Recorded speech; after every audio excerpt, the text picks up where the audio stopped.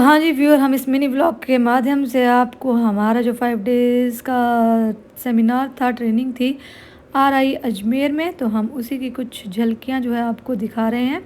यहाँ पे 8 स्टेट्स के अलग अलग टीचर्स थे, TGT साइंस और जो है डाइट वगैरह की जो फैकल्टी थी। तो हम लोगों ने 5 दिन में वहाँ पे क्या सीखा और हमने वहाँ पर सीखने के बाद क्या किया, वही हम आपको इस छोटे से मिनी व्लॉग में दिखाने का प्रयास कर रहे हैं। उम्मीद है आपको हमारा ये प्रयास अच्छा लगेगा।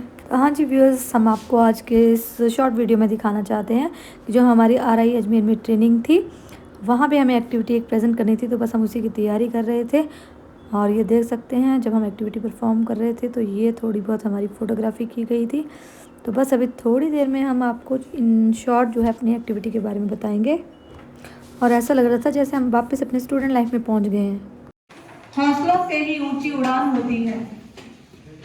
सबसे पहले मैं धन्यवाद देना चाहूंगी आदरणीय प्रधानाचार्य महोदय शर्मा सर, RI अजमेर, जिन्होंने हमें ये प्लेटफॉर्म मुहैया करवाया और हमारे लिए इस ट्रेनिंग का अरेंजमेंट किया, ताकि हम सभी यहाँ पे और पारंगत हो सके अपनी विधा में।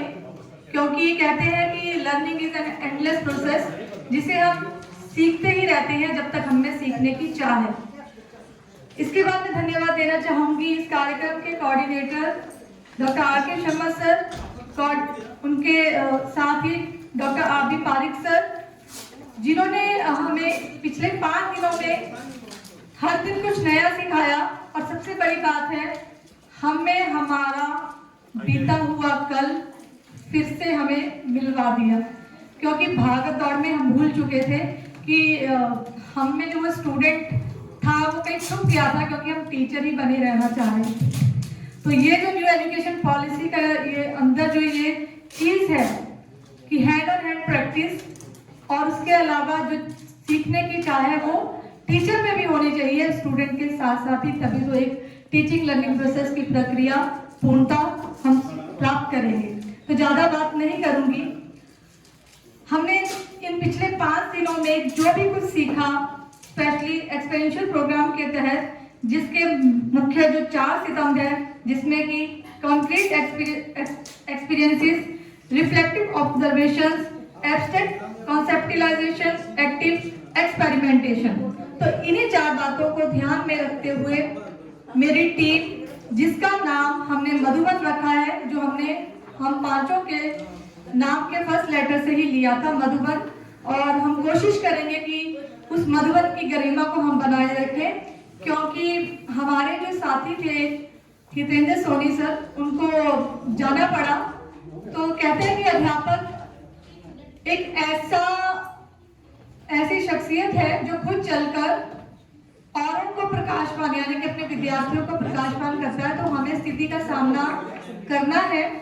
तो अब हम अपनी एक्टिविटी जो है देंगे और उम्मीद करेंगे कि हमें आप सहयोग भी करें और हमारा अप्रिशिएट भी करें, क्योंकि एकदम से हमारे पास एक ऐसी स्थिति उत्पन्न हुई।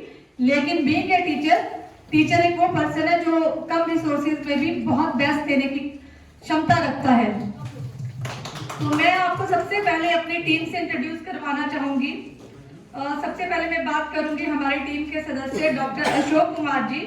ये SRG member of content creation team के मेंबर भी हैं, और सर का 12 ईयर्स का एक्सपीरियंस है प्राइवेट जॉब में, और 3 इयर्स इनका गवर्नमेंट जॉब में भी इनका टीचिंग एक्सपीरियंस है। तो सर यहाँ पे लीड करेंगे आज हमें हितेंद्र सर की जगह पे। और साथ ही हमारे साथ मैम अल्पना है, और मैम जो है PGT केमिस्ट्री है डाइट जींद हरियाणा में, और मैम का 20 इयर्स का एक्सपीरियंस है। इनके साथ ही हमारे दूसरे प्रतिभागी हमारी टीम के जो हैं वो है विकास सर, ये TGT साइंस है, गवर्नमेंट हाई स्कूल दड़िया चंडीगढ़ में, और सर का टीचिंग एक्सपीरियंस 10 इयर्स का है। और हितेंद्र सर, जो कि अभी यहाँ पर उपस्थित नहीं है किसी कारणवश, उनका 26 इयर्स का एक्सपीरियंस है टीचिंग का, और वो यहाँ पर ही राजस्थान के अंदर स्टेट की रिसोर्स पर्सन भी हैं, और वो पिछले 20 इयर्स से ये काम कर रहे हैं। और लास्ट में मेरा जो मैं सभी जान ही चुके होंगे, मीनू चौहान।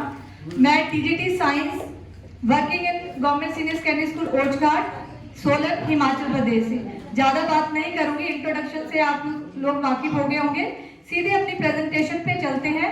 तो मैं डॉक्टर अशोक सर से अनुमोदन करूँगी कि वो अपनी टीम के साथ इस छोटी सी जो हमारी एक्टिविटी है और जो प्रेजेंटेशन है वो यहाँ सभागार में उपस्थित सभी लोगों को दिखाएं और इसका बच्चों को क्या बेनिफिट है उसके बारे में बताएं। तो sir please. Thank you ma'am. Good morning to all of you respected teacher and my dear friends.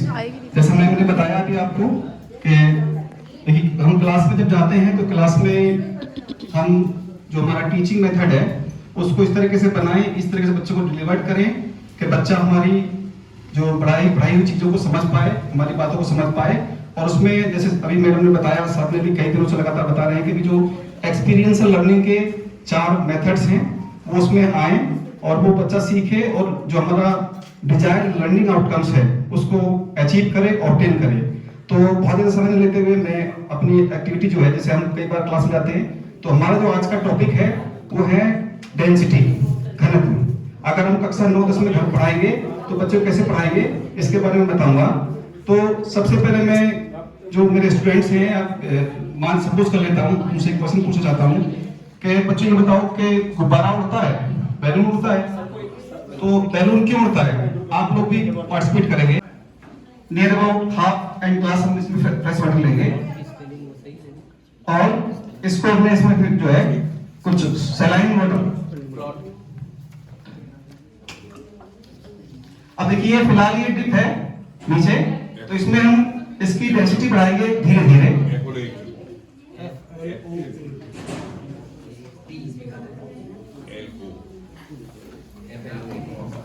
धीरे धीरे डेंसिटी बढ़ती है।